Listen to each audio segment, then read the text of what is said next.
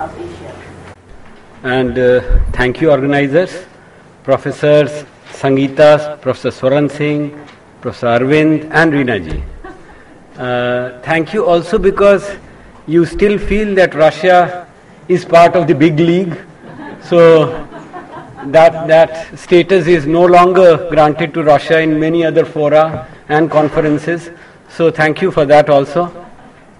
Now, any discussion on Russia's policy towards South Asia or Russia's relations with South Asian countries, particularly India, always described as historical, strategic, time-tested alliance or relationship. So it takes us back to the Soviet period, if not further back.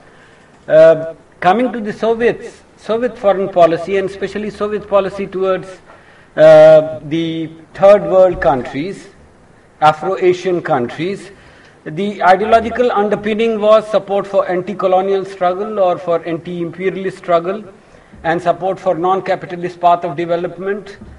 But of course, the policy was much more complex than simply this, in the sense that the Soviets themselves doubted the genuineness of the anti-colonial struggle many a times.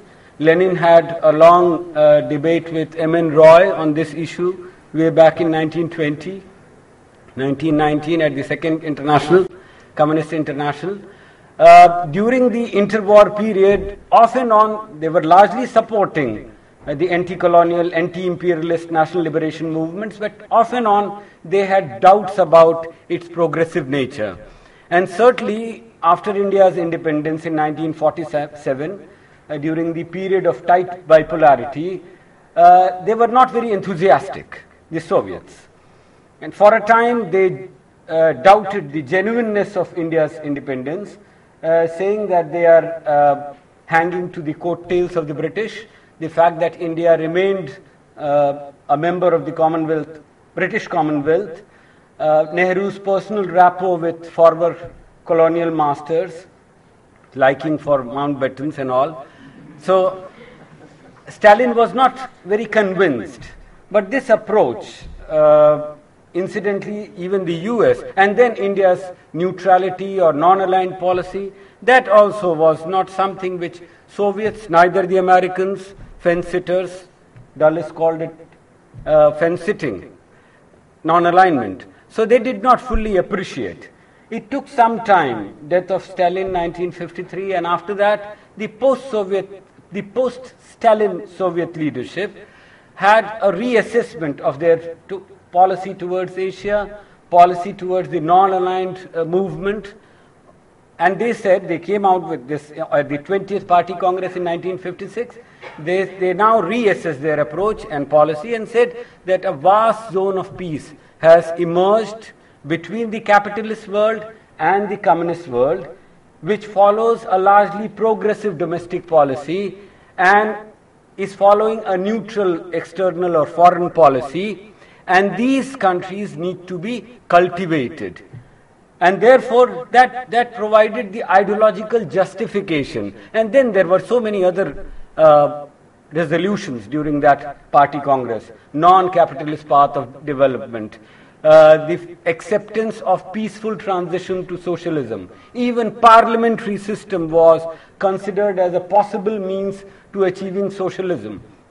And then the policy of peaceful coexistence between different social systems, between capitalism and socialism. So, détente and loosening of the conflict, and then a reassessment of Asia, of non-alignment, which provided the ideological basis for improvement of relations between the Soviet Union and newly independent decolonized countries of Asia and Africa. Of course, some critics would say that it was largely in the context of their global struggle, power struggle with the West, with the US, Cold War. So it was mainly guided by that. This is one viewpoint. You can choose any. Now, and of course, the Soviets were very sensitive to their superpower status. The foreign minister of Soviet Union, for 28 years, he would say that no global issue can be solved without Soviet input. So, and in this global struggle, global power rivalry, the support of these newly independent countries of Asia and Africa was very critical and crucial. So, that partly defines or explains this new approach towards Asia. During 1960s and 70s, you see a large number of countries becoming independent, following non-aligned policies, many of them even following some form of socialist or state-directed economic policies, which further provided justification for the Soviet Union to befriend these countries. Things began to change after the coming of, now towards South Asia, the main purpose, the main objective of Soviet Union, of course, was to counter the influence of its global rival, the US, and the regional rival by 1960s, 62, 65, 69. China was already emerging as a regional rival. The Sino-Soviet split, and after that the armed clashes along Amur and Ussuri rivers. So after that, that was another reason, another consideration for cultivating South Asia. Of course, it had started much earlier in 1950s, as we know, and in 1955, Soviet leaders came to India. 1956, Nehru went to Moscow. Of course, Nehru had gone much earlier in 1927 also. So we can always keep on discussing what really brought Nehru to, or what made Nehru befriend Soviet Union. The first invitation, in fact, that he got was from US. In 1949, he visited. And in response to that, the Soviets invited Liaquat Ali Khan in 1949. But Liaquat Ali Khan was not interested in going to Moscow. He just wanted to use this occasion. He accepted the invitation but did not go. He wanted to just prod on the Americans to invite him, which they did, and he went. He did not go to Moscow. So the Soviets had started befriending India. Nehru's, of course, approach and understanding of Soviet Union was much more complex and nuanced. He was a Fabian socialist, a democratic socialist. He went to Soviet Union in 1927 and afterwards also, and he was impressed by the economic and technological development that Soviet Union had achieved because of its state planning, because of its 5-year plans. And the impact of that can be seen in India. After independence, we adopted state planning, 5-year plan, state-regulated economy, mixed economy. So Nehru definitely was impressed by the achievements of Soviet Union. But at the same time, being a Fabian, being a democratic socialist, he was not very enamored. He was not very appreciative of some or many of the policies of Stalin. So he was ambivalent. But at the same time, he adopted policies which would allow the Soviets to justify their proximity to India. All these things, of course, started changing once the Gorbachev came. So the mainstay of Soviet policy towards South Asia was centrality and geopolitical weight and importance of India. And but at the same time, the relevance of Pakistan was never totally negated. At no stage the door was totally shut on Pakistan. In 1949 they invited, again after the 1962 war, they again started equidistancing themselves from India and Pakistan. In 1965 they tried to play the role of honest broker. At Tashkent they invited both India and Pakistan. For a time they even considered supplying arms to Pakistan. So they tried to maintain some sort of balance. So Pakistan was never totally away from their strategic thinking. But shortly after that, of course, because of reasons, Pakistan, of course, remained part of CENTO, part of Baghdad Pact, part of SEATO. 1954, they concluded an agreement with the Americans. So Pakistan remained very much a part of the containment of communist policy of communism policy of the US. So their policy of equidistance did not hold for very long. By 1970, for different reasons, the Soviets again tilted towards India. The 1971 treaty was there, and for the next 20 years or so, we see very fruitful cooperation in various fields between India and Soviet Union.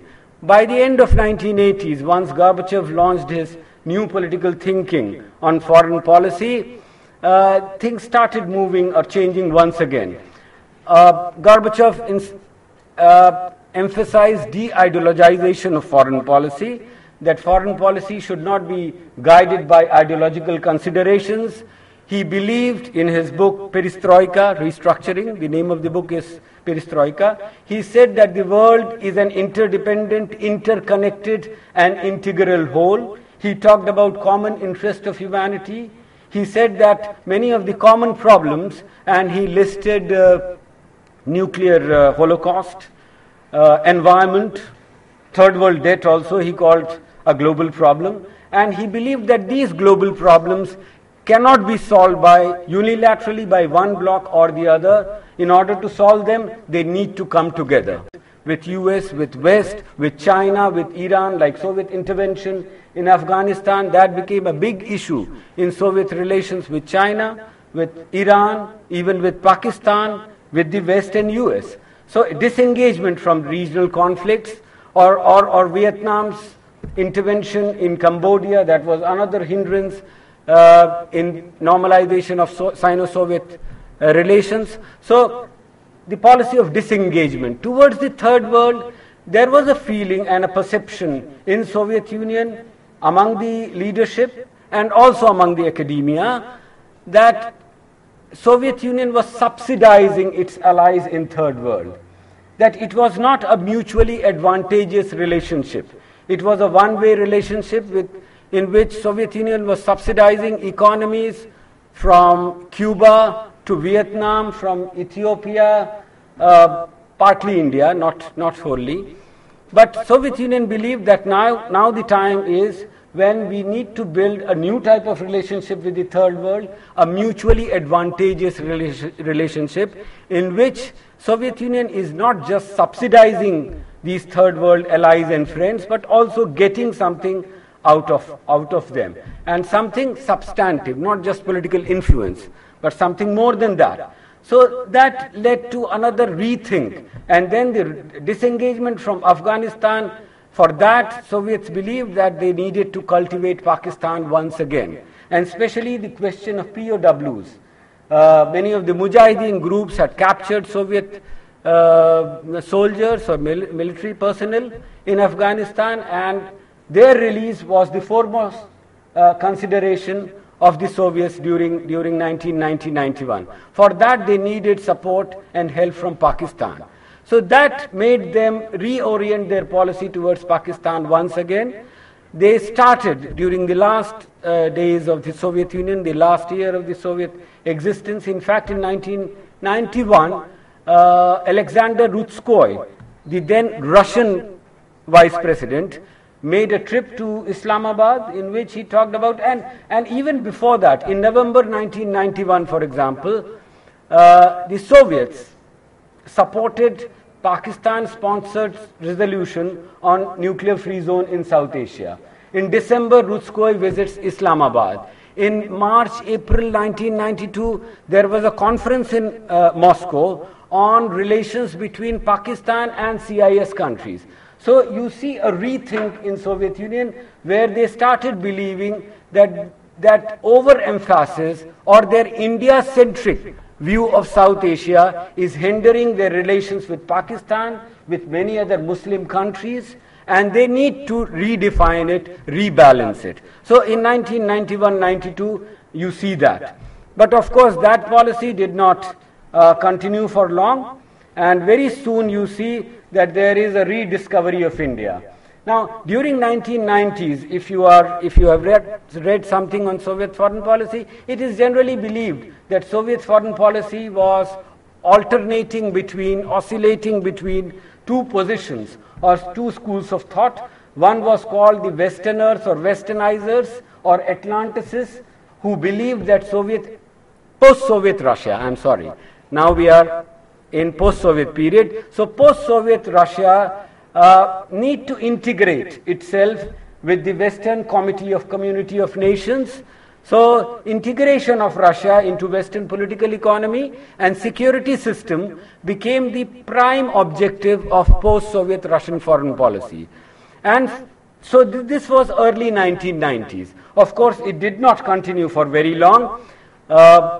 January 1996, you had another. This policy is mainly credited to Andrei Kozyrev, who was the Russian foreign minister from 91-92 till December 1995. From 96 onwards, you see a change in Soviet thinking and approach and foreign policy orientation. And this policy is generally, Primakov became the foreign minister. He was considered an Orientalist. He was an expert on Middle East. He had been Soviet envoy to some of the Middle Eastern countries. And it